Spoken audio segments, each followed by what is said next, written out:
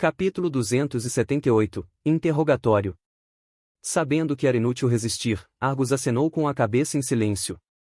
Ele servia aos lobos de batalha porque era esse o seu trabalho, mas não tinha interesse em ser torturado até a morte por causa de algumas informações. Por que os lobos de batalha te mandaram para Vento Amarelo?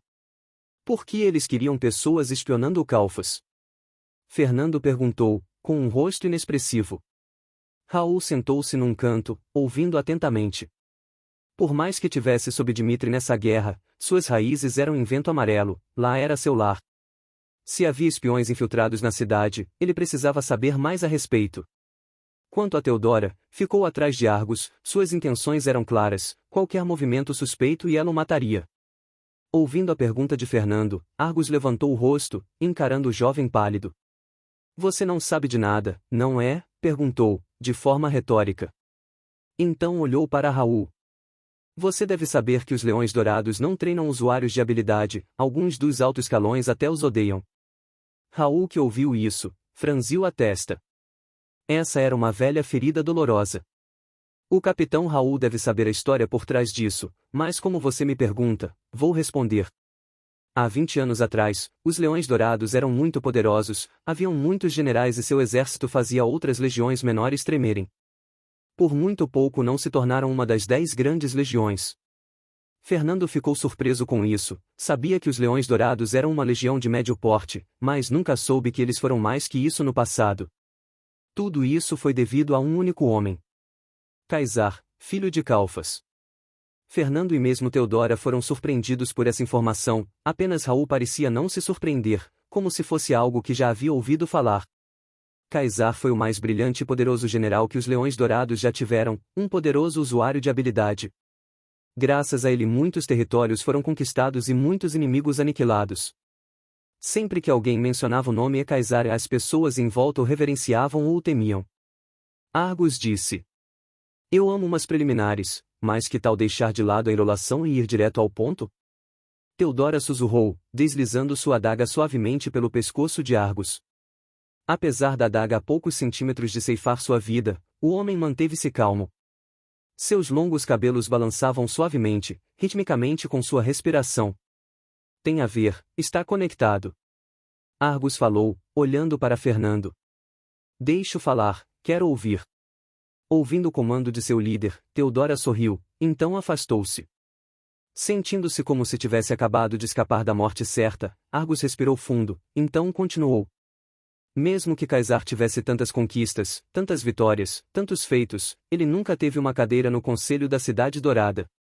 Ele nunca sequer foi nomeado General Supremo, em suma, foi suprimido e jogado para escanteio. Você sabe por quê? Argus perguntou, olhando para Fernando, não aguardando uma resposta, continuou. Porque ele era um avaloniano, ou como as pessoas gostam de chamar, filho de Avalon.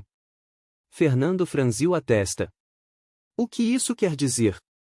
A ignorância tem limite, garoto, sei que você é um fissurado em treinamento, mas deveria ao menos entender o básico do mundo em que vive. Raul disse, rindo. Avalonianos são pessoas que nasceram nesse mundo, em Avalon. Sentindo um par de olhos perfurando em suas costas, Argus continuou, temendo que considerassem suas informações inúteis. Você deve saber que somos cópias de pessoas de um outro mundo, da Terra. Em suma, muitos acreditam que nós fomos copiados pela matriz do mundo de Avalon, ao criar nossos corpos, fomos reconstruídos de acordo com as regras de Avalon. Ao sermos banhados pela matriz do mundo, ganhamos talento, força e poder.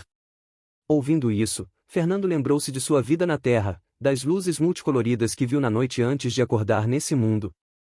Aqueles que foram trazidos pela matriz do mundo, são conhecidos pelas raças desse mundo como humanos errantes. Sabe a diferença entre um humano errante e um avaloniano?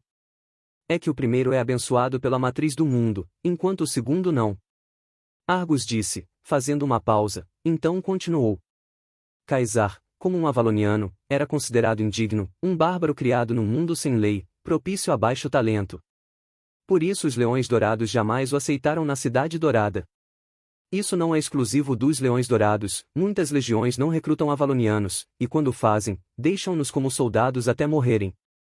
Tudo devido ao talento ruim e à sua criação pobre e de baixa cultura. Com um rosto pensativo, um turbilhão de pensamentos vinham à mente de Fernando. Então, se você veio da Terra e tem um filho aqui, seu filho não necessariamente terá talento. Pelo contrário, ele provavelmente não será muito diferente de uma pessoa normal, deduziu. Sim. Poucos que nascem nesse mundo têm talento. Argus respondeu. Entendo. Mas como isso tem a ver com sua infiltração em Vento Amarelo? Perguntou. Isso porque Caesar, depois de ser negligenciado pelos Leões Dourados, abandonou a legião e se juntou aos Lobos de Batalha. Quando ele saiu, a maioria dos usuários de habilidade saíram com ele. Acusando de rebelião, os Leões Dourados enviaram 5 dos generais leais à Cidade Dourada para persegui-lo. Alguns dias depois, do exército de 25.000 e dos 5 generais enviados, apenas um mensageiro retornou, carregando 5 cabeças, as cabeças dos generais. Fernando sentiu um arrepio na espinha ao ouvir isso. Um único homem havia matado 5 generais. Depois desse conflito, os Leões Dourados e os Lobos de Batalha se tornaram inimigos jurados. Temendo que algo assim acontecesse de novo no futuro, os Leões Dourados aboliram o treinamento em massa dos usuários de habilidade. Quanto a Caesar, atualmente ele é o Marechal da Guerra dos Lobos de Batalha, a posição mais alta que um general pode ocupar numa legião, respondendo apenas exclusivamente ao Lorde da Legião. Ouvindo isso, tanto Fernando, quanto Teodora ficaram chocados, até mesmo Raul ficou sem palavras. Ele parecia saber parte da história, mas não toda. Então o general Calfas é o pai de Caesar, o Marechal da Guerra dos Lobos de Batalha. Por isso que os lobos te mandaram para espionar Calfas, para protegê-lo? Em caso dos Leões Dourados quererem eliminá-lo? Fernando perguntou, cruzando os braços. Argus balançou a cabeça em negação. Calfas é leal aos Leões Dourados, por causa disso Caesar cortou relações com ele. Entretanto, os Leões Dourados também não confiam em Calfas, mas ao mesmo tempo temem eliminá-lo e provocar Caesar e consequentemente os Lobos de Batalha. Por isso ele foi enviado para Vento Amarelo, um lugar isolado, onde não poderia interferir nas decisões da Cidade Dourada.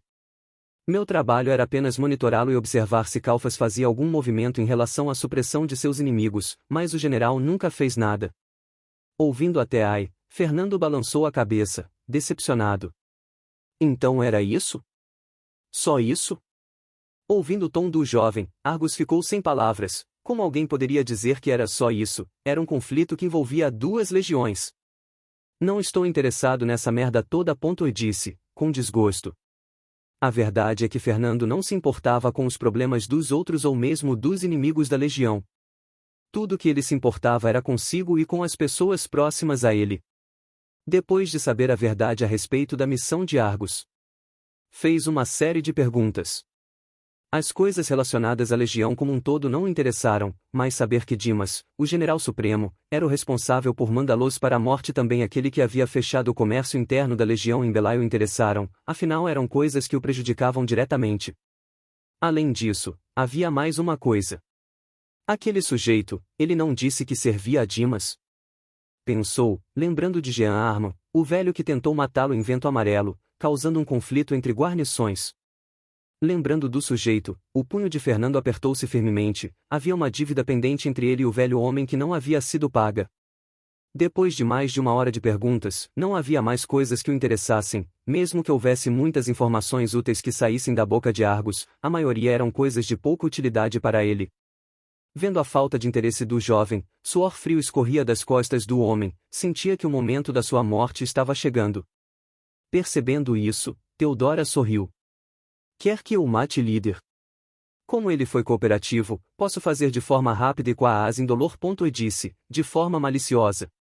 Argus baixou a cabeça, seus longos cabelos escuros cobrindo seu rosto. Ele estava feliz que pelo menos poderia ter uma morte rápida. Algo que poucos espiões tinham o luxo, já que a maioria morria sob tortura, gritando e urrando, engasgados no próprio sangue. Olhando para o sujeito, de joelhos no chão, Fernando balançou a cabeça. Não, não vou matá-lo. Ouvindo isso, Argus sentiu um arrepio no corpo, então levantou a cabeça, olhando para o jovem, com olhos incrédulos. Raul franziu a testa, levantando-se. Está louco, garoto? Quer soltar um traidor de merda? Se tá com peninha, deixa que eu mato. E disse, sacando sua espada. Fernando manteve um rosto inexpressivo, mas andou 3 passos, parando à frente de Raul. Eu agradeço a ajuda, Sr. Raul, mas gostaria de lidar com isso a meu modo. Vendo isso, Raul franziu a testa, olhando o jovem em sua confiança, parecia que tinha algo em mente. Foda-se, faça o que quiser então. Assentindo, Fernando caminhou em direção a Argos. O sujeito estava sem entender o que o jovem queria com ele. Por que o deixaria viver? Nesse momento, Fernando acariciou um anel vermelho em seu dedo. Quando viu aquilo, os olhos de Teodora se arregalaram de surpresa, mas logo um sorriso divertido e de expectativa surgiu em seu rosto. No momento seguinte, um buraco negro, como se fosse de puro vácuo, surgiu à frente do jovem, então 2 tentáculos saíram, puxando-se para fora, como se algo monstruoso estivesse tentando se libertar de sabe-se lá onde. Argos tremeu ao ver a cena, seu corpo encheu-se de suor frio. Que merda é essa? Raul exclamou.